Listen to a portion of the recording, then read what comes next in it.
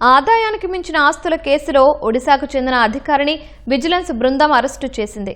కంధమాల్ జిల్లాలో integrated tribal development ఏజెన్సీలో ఏఈఈగా పనిచేస్తున్న బైకుంఠనాథ్ బెహ్రా నివాసంతో పాటు పలు ప్రాంతాల్లో అధికారులు దాడులు నిర్వహించారు.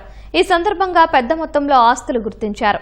బైకుంఠనాథ్ కుటుంబ సభ్యుల పేరిట భువనేశ్వరి, జాజ్పూర్ తదితర ప్రాంతాల్లో భారీగా ఆస్తులు ఉన్నట్లు బయటపడింది.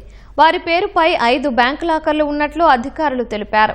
2 లాకర్లలో దాచిన 2 కోట్లకు పైగా నగదు, 341 గ్రాముల బంగారు ఆభరణాలు, 45 లక్షల రూపాయల విలువైన బ్యాంకు డిపాజిట్లు, ఇతర పెట్టుబడుల పత్రాలను అధికారులు స్వాధీనం చేసుకున్నారు.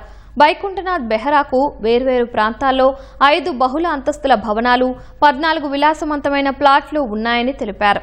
26 ఏళ్ల క్రితం 6,000 రూపాయల వేతనంతో జూనియర్ ఇంజనీర్గా చేరిన బైకుంఠనాథ్ ఇప్పుడు కోట్లాది రూపాయల ఆస్తులు కూడబెట్టినట్లు విజిలెన్స్ అధికారులు చెప్పారు.